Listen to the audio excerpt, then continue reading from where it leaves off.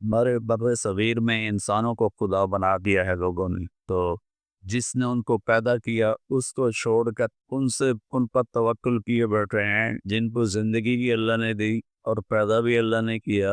اور موت بھی اللہ نے دی، اور موت کے بعد اٹھانے والا بھی ان کو اللہ ہے، تو اس سے کیوں نہ مانگیں؟ تو اس لیے آپ نے فرمایا کہ یہ سب سے اعلیٰ دو چیزیں ہیں جو اللہ نے انسان کو عطا فرمائی ہیں، اللہ پر توکل و توکل علی الحی الذی لا یموت۔ جہاں آئے تھا اس پر توکل کر جو ہمیشہ زندہ اور موت پہ پاک ہے، سب کی نفی کر، کیونکہ باقی سب پر تو موت ہے۔ و توکل علی الحی، توکل علی اللہ نہیں کہا، و توکل علی الحی، زندہ پہ توکل کر۔ اور کون سا زندہ؟ زندہ تو میں بھی ہوں، آپ بھی ہیں، الذی لا یموت، جو موت سے پاک، وسبح بحمد، وسبح بحمدہ، تو اسی کی تسبیح کر، اسی کو یاد کر۔ فکفی بربک بذنوب عبادہ خبیرا بصیرا، اب تیرا رب تمہاری غلطیاں، تمہاری کوتاہیاں سب جانتا ہے، سب دیکھتا ہے۔ تو یقین ایسی دولت ہے کہ جو انسان کو انسانوں سے بے نیاز کر دیتا ہے، اور اس کی نظر اللہ پر اور اس کے خزانوں پر چلی جاتی ہے، وہ آزاد ہو جاتا ہے۔ جس کا یہ ہو کہ فلاں میری مدد کرے گا، فلاں میری مدد کرے گا، کوئی زندہ کو پکار رہے ہیں، کوئی مردہ کو پکار رہے ہیں، تو اس آیت میں سب کی اللہ نشی کرتا ہے۔ اسی پر بھروسہ کر جو موت سے پاک، زندہ ہے اور موت سے پاک۔ ان آدم علیہ السلام کی نسل میں جتنے آ گئے، جس مرتبے پہ آ گئے، سب کی نفی ہو۔ پھر اللہ کا یقین ایسی دولت ہے کہ براہ راست اللہ کے خزانوں سے اس کا رابطہ ہو گیا،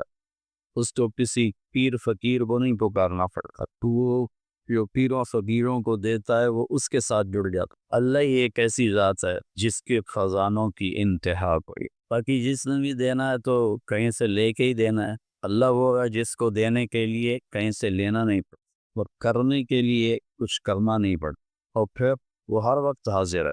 فَقَرَبُ إِلَيْهِ مِنْ حَبْلِ الْوَرِيدِ، تیری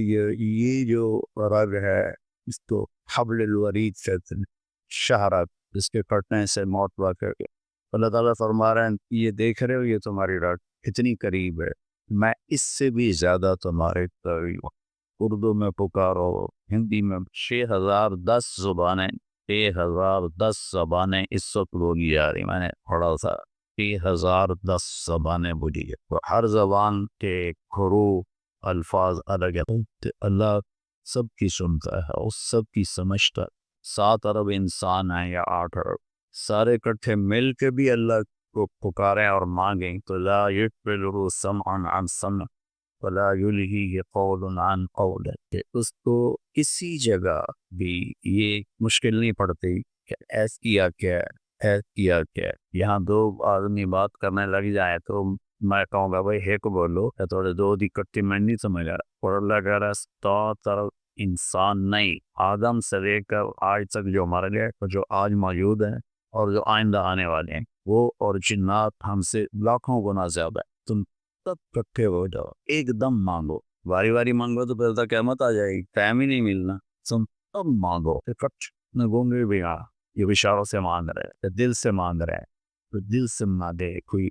بول کے یہ کا حصہ مانگے، تو ساتھ پرندے بھی شامل ہو جائیں، درندے بھی شامل ہو جائیں، سانپ بچھو بھی شامل ہو جائیں، مچھلیاں بھی شامل ہو جائیں۔ کیا طاقت رب ہے کہ جو سب کی ایک وقت میں پوری سنتا ہے، سمجھتا ہے، اور پھر سب کا چاہا ان کو دے دے، تو اس کے خزانوں میں ایک قطرے کے برابر کمی نہیں آتی۔ یقین بہت بڑی دولت، ہمارے بر صغیر میں انسانوں کو خدا بنا دیا ہے لوگوں نے، تو جس نے ان کو پیدا کیا اس کو چھوڑ کر ان پر توکل کیے بیٹھے ہیں، جن کو زندگی بھی اللہ نے دی اور پیدا بھی اللہ نے کیا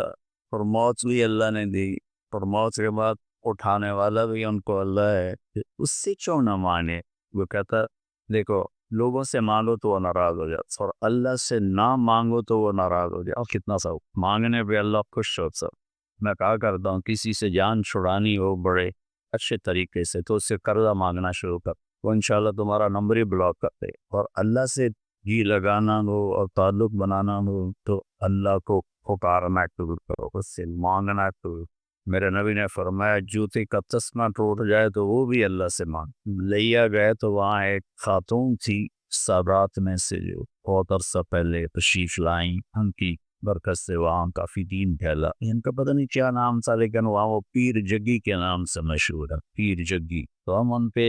سجادہ نشین سے ملنے گئے، ملنے کے بعد فاتحہ پڑھنے مزار پہ گئے تو وہاں عورتیں بیٹھی تھی کافی سارے، پیر جگی پتر دینے آ، پیر جگی پتر دینے آ، یہ ہمارے جو ہمارے ساتھ ہے نا سمیاں والا، وہاں پتا تھا الگ وقت ہماری برادری کا تھا، اقتدار نہیں تھا، تو میں تو لمبے سے آ رہا تھا تو میں نے دیکھا وہ اپنے باغ میں درخت کے نیچے، آم کے درخت کے نیچے بیٹھا، میں نے گاڑی روک لی، میں جا کے ملا، بڑا خوش ہویا، سارے میاں بندہ تو بڑا چنگا ہے، تب تو وابی ہوگی، میں کیا میں تو نہیں وابی ہویا، تینوں کیا آکھے میں کہ وابی کون ہوندے نے کہ جڑے پیراں نو نہ منن، میں کہ میں تو آپ مرید اس قادریہ سلسلے پیراں نو منے نہ، پر میں نا پیر پتر نہیں دیندے، پتر اللہ دیندا، یہ تا گل پیر بھی پتر دیندے انہاں دا کوٹا ہوندا اللہ کول، اس کوٹے چوں لے کے تے او دیندے، اتنی اللہ سے نا آشنائی ہے، اتنی اللہ سے بیگانگی ہے، قرآن پڑھتے ہیں نا، نبی کی زندگی پڑھتے ہیں، اولیاء کرام کی کتابیں لکھی ہوئی ہیں جن کی کوئی سند کوئی نہیں، جن کی کوئی ثبوت کوئی نہیں، ان کی جو کی سچی کرامتیں ہیں، اسی پر ہی سارا کچھ ہوا۔ کالیہ صاحب بتا رہے تھے کہ ایک جگہ جمعہ پڑھنے گئے تو خطیب صاحب مسجد پر ہی تقریر کر رہے تھے کہ ایک شیخ عبدالقادر جیلانی رحمت اللہ تعالی علیہ کا مریدنی کا بیٹا فوت ہو، تو وہ آئی کہ حضرت میرا تا بیٹا فوت ہو کہ میں تو واپس لے دے، ماں فرمایا یہ بھی جڑا مر جاوے وہ واپس نہیں، ہم ایسے نہیں تسی کر سکتے ہو، میں نے واپس لیا دا میرا بیٹا۔ پھر شیخ عبدالقادر جیلانی رحمت اللہ علیہ نے نظر دوڑائی تو اسرائیل چوتھے آسمان پہ پہنچ گیا، پیچھے سے وہ پہنچے کہ اسرائیل میرے مرید دی روح واپس کر، کیا جڑا گچلا ہے نا ایسے ڈھیر ساریاں روحاں قبض، مینوں کیا پتا کیڑا توڑا مرید ہے، اسرائیل آج میرے مرید دی تو فیل تب زندہ ہوں گے، تو گتھلی کھول دیتی، تارے زندہ ہو، جہاں ایسے خطیب بات کر رہے ہیں لوگ سوال لگے کہاں گیا ایمان، کہاں گیا یہ، اس لیے اللہ کے نبی نے کہا کہ یقین سے بڑھ کر اللہ نے کوئی نعمت نہیں دی، عافیت سے بڑھ کر اللہ نے کوئی نعمت نہیں